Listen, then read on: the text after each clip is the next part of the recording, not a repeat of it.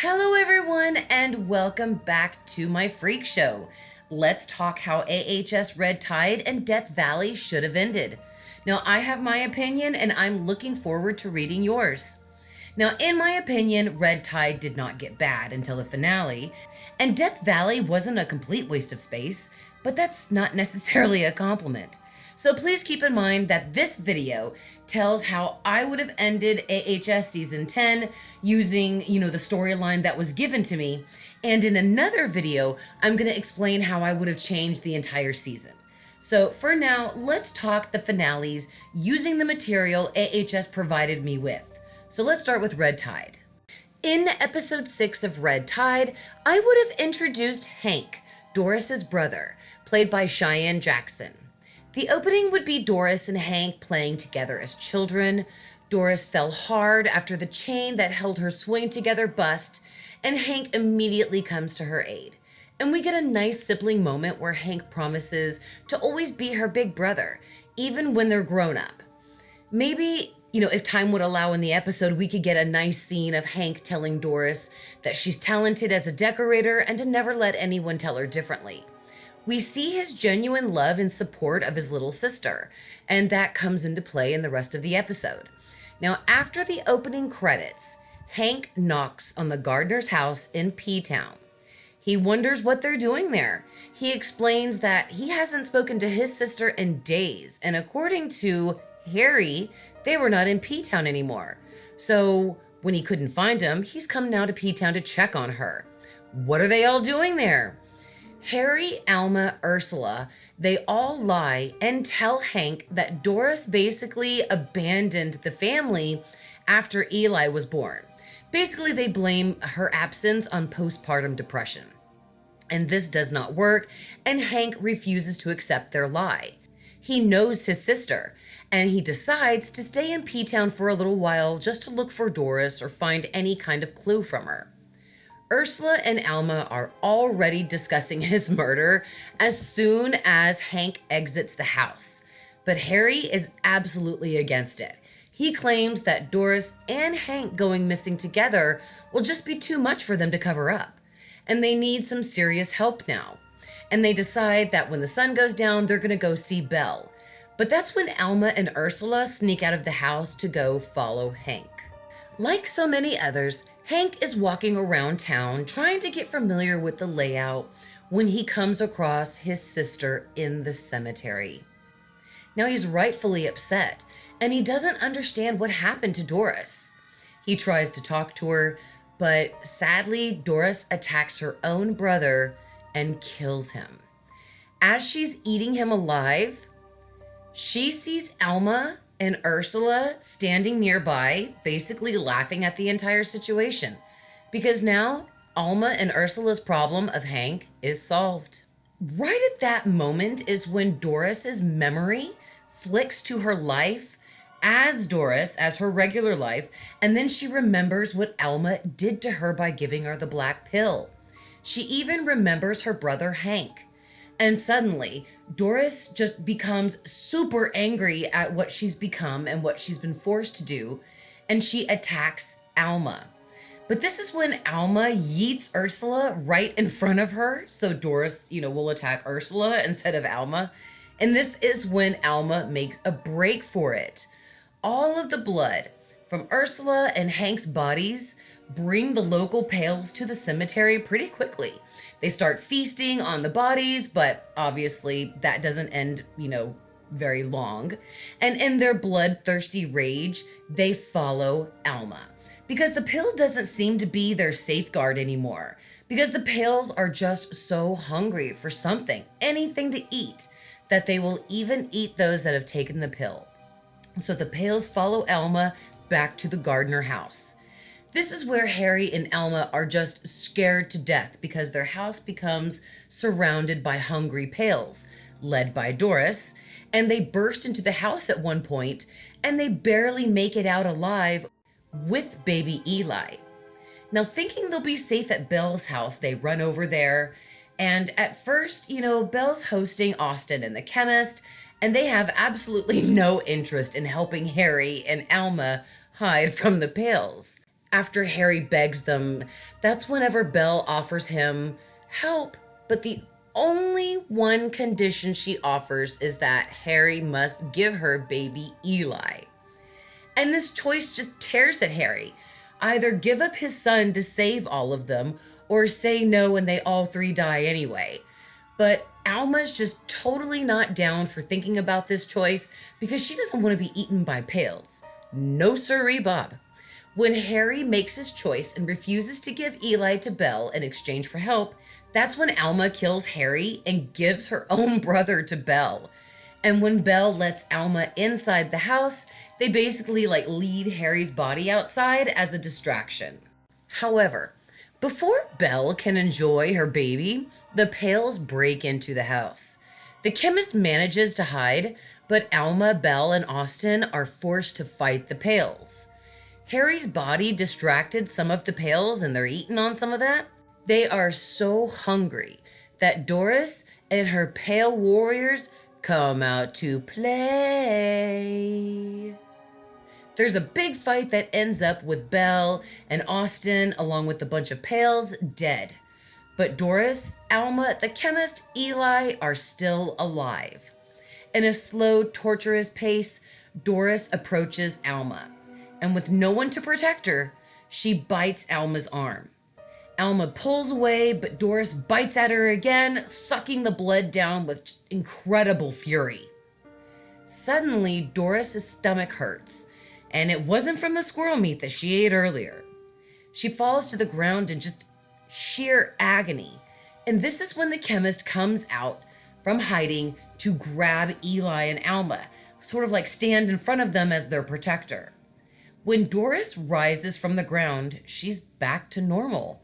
She's no longer pale and has restored to her regular self. And this is my explanation for how it happened. Wait for it. Lime and aliens. Yes. Now guys, if AHS can use it, so can I. Now, while feasting on squirrels in the cemetery before, Alma unknowingly contracted Lyme disease. And at this point, it's like a key sliding into a lock, and the Lyme contradicts the negative effects of the pill and turns Doris back to normal. The chemist is then revealed to be an alien clone sent into the world with the intention of making the perfect alien/human hybrid using chemistry. The pill was made with a cocktail containing the chemist's alien DNA, and the ones who took the pill and thrived on it were marked as potential perfect hybrids because their body accepted the alien DNA. And those who turned pale, that meant that they weren't strong enough to accept the alien DNA, and that was actually the consequences of their body not being able to accept it. So after Doris turned pale and returned to normal without any kind of bloodthirsty assholio side effects, she is now considered the perfect alien/human hybrid. Thus, the chemist knows to mix Lyme disease into the chemical components of the pill to make their much-needed alien-human hybrids to save their race and take over Earth. Now, during this whole revelation, Alma stays still until Doris sees her again. And at first, it's a really nice, warm reunion. Doris and her children, they're all together, wonderful kisses and hugs. But Doris isn't the kind of mother that forgives and forgets. She leaves Alma behind to fend for herself without any kind of pills or any kind of family. And at that point, Alma is just grateful for her life, and she runs out of the house and she stumbles on the beach. When she looks down, she realizes that she fell over some paintbrushes that were stuck into the sand. Alma then has enough light to see Karen's painting that she left behind. An image of aliens looking over the town with a godlike view. Humans are represented as black pills, while aliens appear human. And in the background, P-Town burns to the ground. Back to the chemist. She makes a phone call while Doris picks up baby Eli. She holds him close and tells the chemist she only wants to go somewhere she'll be safe forever. The chemist tells Doris after her phone call that she has just the place for them. Afterwards, the chemist moves into a new little town by herself to continue spreading the pills. The episode ends with P-Town going up in flames, and the camera pans up to a wider shot, and we see another town going up in flames as the credits roll. Death Valley. Nixon ain't happy about being the most hated president, and he makes plans to void the treaty with the aliens. But before he can actually make do, he's caught in the Watergate scandal and forced to resign. Once again, there's a complacent president in the White House with President Ford. And at this point, Ford realizes that not every president after him is going to be so excited about this treaty. And him and Valiant make a promise to never tell another future president about the treaty. Valiant agrees to it, but only if Mamie Eisenhower is given such as the human equivalent of his job, which is a job of the liaison between the aliens and the government. So Mamie would basically be the human equivalent of him. Ford agrees, and she's taken to Area 51 to reside and represent the United States government. Now, the storyline at this point advances forward to present time, and it returns to Cal, Troy, Jamie, and Kendall in Area 51. Cal and Troy's little baby alien girl has killed the containment team quite quickly and has become loose in the building, and Theta and her team must find it before it kills more people. They are especially scared that the alien will kill the pregnant people. The child goes on a roaring rampage of carnage, killing all the poor pregnant souls that are locked in their rooms, including Mamie. And back to Jamie and Kendall. Them and the remaining pregnant people are removed from their rooms and herded into the cafeteria. The girls become gravely concerned when they don't see Troy or Cal. And while in the cafeteria, Jamie overhears the guards talking about the exit stairwell. And she tells Kendall about this, and they understand that if they can find this stairwell, then they have a hope of escaping the underground facility. When the alien actually starts trying to get into the cafeteria, the girls decide this is the moment to leave, and they use that as a distraction to sneak away from the cafeteria. Their trip becomes almost impossible when they go into labor in the stairwell. And Jamie pushes Kendall to reach past the pane and keep going to the top of the stairs. And when they near the top, Theta and her team have caught up to them. They are trying to escape as well, but Kendall sacrifices herself by way of throwing her body down the stairs, sort of bowling down Theta and the guards so Jamie can escape. And when Jamie gets out of the stairwell, she looks up and she sees a dark sky with tons of stars shining brightly. And, she sees nothing but wide open spaces, takes a breath of fresh air because she's feeling just this pure, beautiful moment of freedom before she becomes immobile from labor pains. And at this point, Jamie is doubled over. She can't run. She can't do anything. She has nothing to cut herself open with. So she has to stay still while her stomach explodes and the babies erupt, yet gently erupt, from her womb. A girl is tossed aside in the sand while the baby boy lands near Jamie's body. Theta and her team open the door and see Jamie right after she has given birth. And only seeing the boy, Theta picks him up and declares him as a failure. He is killed immediately while the baby girl watches from afar, feeling this intense pain from seeing her, twin baby brother's murder. And while the bodies are being cleaned up, the twin baby girl attacks and kills the team and Theta. But out of the darkness, bullets rain down on the infant, killing it. Off screen, we hear violent screams. They're erupting from the door that leads out of the exit stairwell from the facility. It's indicating that Cal's alien baby is going berserk with the killing downstairs. And Valiant emerges from the darkness. He's on the phone, issuing a code red with somebody important. He declares the mission a critical failure and demands Area 51 be vaporized immediately. Next, we see him underneath the White House, back to the place where it all began. He's there to use the communication systems left from behind to inform his superiors of the mission failure.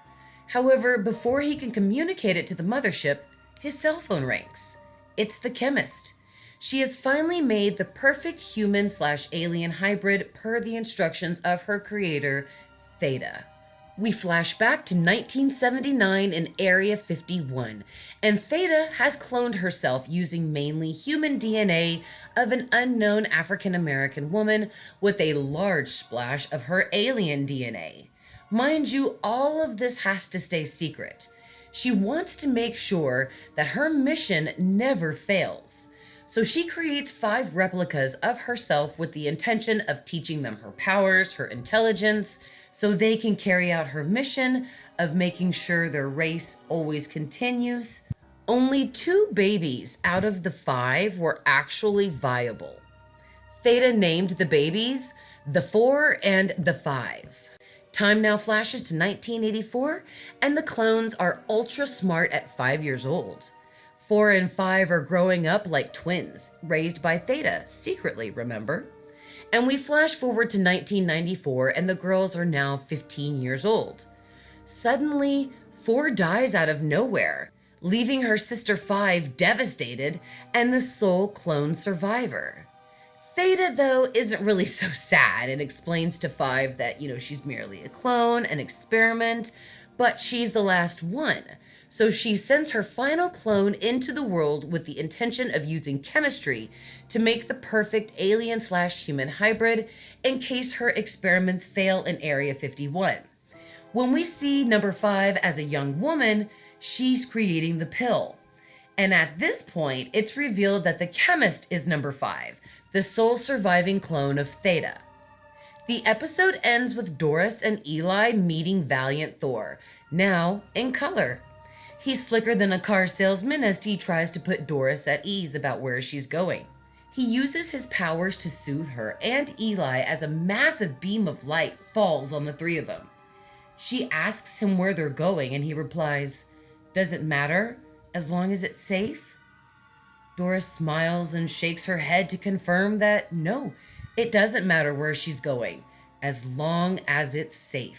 The betrayal of her husband and daughter cut her so deeply that it does not matter to her where she's going as long as she and Eli are safe. She accepts his hand, and Valiant holds her and Eli while they float up into the sky, the light getting brighter every second they ascend upwards as the credits roll. Now, in my opinion, this is how AHS should have ended. What do you guys think of my ending? And how would you have ended Double Feature? Let me know in the comments. Now, don't forget, guys, of course, I'm going to make a video, of course, on how I would have changed the entire season. Remember, this video is changing the ending based on what AHS gave us to work with. So this is just the season finale I would have changed, and there is a video coming up about how I would have changed the entire season. If you like this video, hit that thumbs up button so YouTube will cease the nothing from taking over my channel. And of course, weekly Wednesday live streams are every single Wednesday on my channel, y'all. Subscribe if you want to. Thank you so much for watching, and beware of our girls, Sexy Scathach. Beware of Sexy Scathach.